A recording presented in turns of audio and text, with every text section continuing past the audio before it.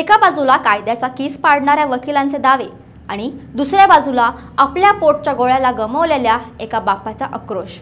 वैष्णवी हागोणे आत्महत्या प्रकरण आता एका अशा वळणावर आला आहे जिथे लढाई फक्त न्यायाची नाही तर ती एका मृत मुलीच्या चारित्र्याच्या रक्षणाचीही झाली आहे।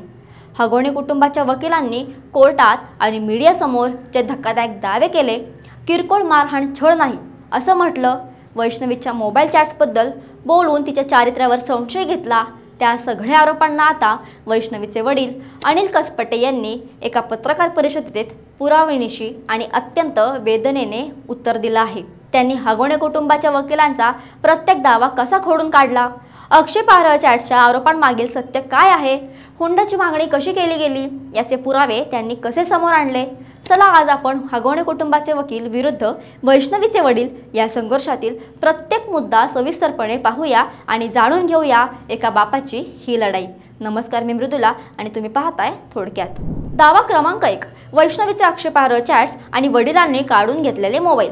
हागोणे कुटुंबाच्या वकिलांनी दावा केला की वैष्णवीचे एका व्यक्तीसोबत आक्षेपार्ह चॅटिंग सुरू होते याची माहिती त्यांनी तिच्या वडिलांना दिली होती आणि त्यानंतर वडिलांनी तिचा मोबाईल काढून घेतला होता।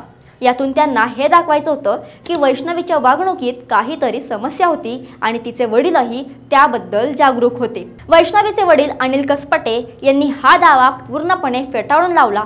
ते म्हणाले, त्यांनी मला कोणत्याही चॅटबद्दल कधीही कोणतीही माहिती दिलेली नाही, याबद्दल आमच्यात कधीही कोणतंही बोलणं झालेलं नाही, पुसटशी कल्पना देखील दिलेली नाही। हे मोबाईल आणि चॅटिंग प्रकरणाद्वारे त्यांनी माझ्या मुलीच्या चारित्र्यावर शिंतोडे उडवत संशय घेतला आहे।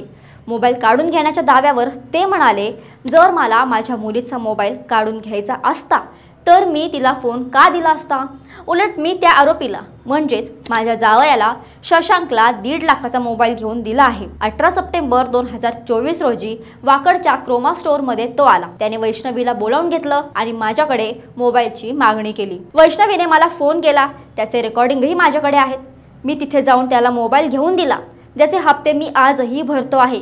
अनिल कसपटे यांनी यावेळी त्या मोबाईलचं बिलही माध्यमांना दाखवलं।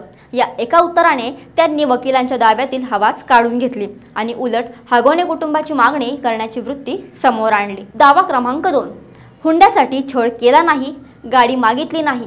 हागोणे कुटुंबाच्या वकिलांनी हुंड्याचे आरोप फेटाळले होते, उलट त्यांनीच वैष्णवीला मालमत्ता विकण्यासाठी मदत केल्याचं म्हटलं होतं। दुसरीकडे अनिल कसपटे यांनी हुंड्याच्या मागणीचा संपूर्ण घटनाक्रमच उलगडला।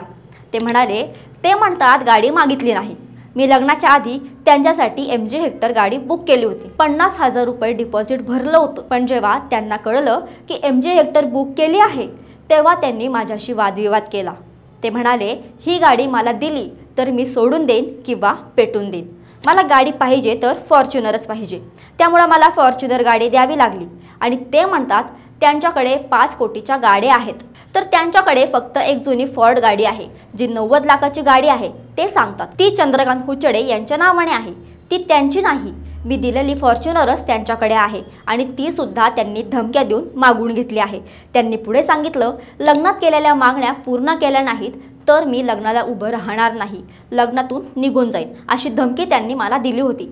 त्यांनी 51 तोळे सोनं मागितलं होतं, चांदीची भांडी मागितली, अधिक मासात चांदीच्या ताटाचा हट्ट धरला, तोही मी पूर्ण केला। हे सगळं माझ्याशी वाद घालून, भांडण करून, धमक्या देऊन त्यांनी घेतलं आहे। या स्पष्टीकरणामुळे या प्रकरणातील हुंड्याच्या मागणीचा मुद्दा अधिकच बळकट झाला। दावा क्रमांक 3, छळ नाही तर किरकोळ मारहाण।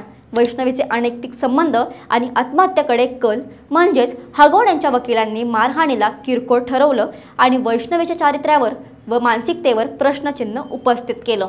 यावर बोलताना अनिल कसपटे यांचा आवाज कातर झाला होता। ते म्हणाले, माझ्या मुलीला आत्महत्येपूर्वी 5 ते 6 दिवस मारहाण सुरू होती। 10 मे रोजी ती घरी आली होती, तेव्हा तिने तिच्या आईला हे सांगितलं होतं। 11 मे रोजी तिला फोन आला आणि तिला परत जावं लागलं। ती आता हयात नाही आणि तिच्या चारित्र्यावर संशय घेतला जातोय। माझ्या मुलीवर ते काहीही शिंतोडे उडवतील। वकिलांना मी इतकंच सांगेन की तुम्ही सुज्ञ आहात, माझी मुलगी तर गेली, आता माझ्या मुलीवर अशा प्रकारे शिंतोडे उडवू नका, माझी एवढीच त्यांना विनंती आहे। त्यांनी वकिलांच्या आत्महत्येकडे कल या दाव्यालाही अमानुष म्हटलं। ते म्हणाले, त्यांनी केलेलं कृत्य आणि माझ्या मुलीचा घेतलेला बळी याला त्यांना कुठेतरी कलाटणी द्यायची आहे, केलेला गुन्हा लपवायचा आहे, म्हणून त्यांनी हे असं वक्तव्य केलं आहे। अनिल कसपटे यांनी निलेश चव्हाणच्या भूमिकेवरही महत्त्वाचा प्रश्न उपस्थित केला।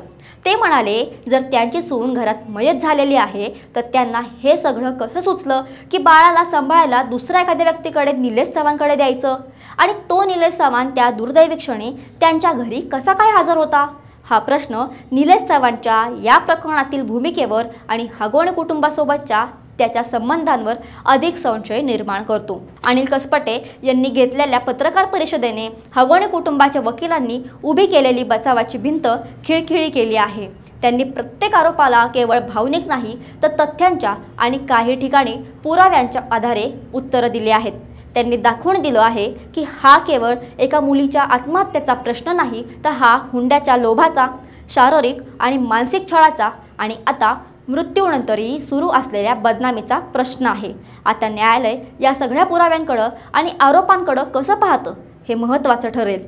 पण एका बापाने आपल्या मृत मुलीच्या सन्मानासाठी आणि न्यायासाठी दिलेल्या हा लढा व्यवस्थेला आणि समाजाला नक्कीच विचार करायला लावणारा आहे। प्रश्न हा आहे की या भावनिक आणि तथ्यात्मक लढाईपुढे कायदेशीर डावपेच टिकतील का, आणि वैष्णवीला खरा न्याय कधी मिळणार? या प्रकरणातील सगळे अपडेट आपल्यापर्यंत पोहोचवण्याचा आमचा प्रयत्न आहे। त्यासाठी थोडक्यातला फॉलो आणि सबस्क्राईब करायला विसरू नका।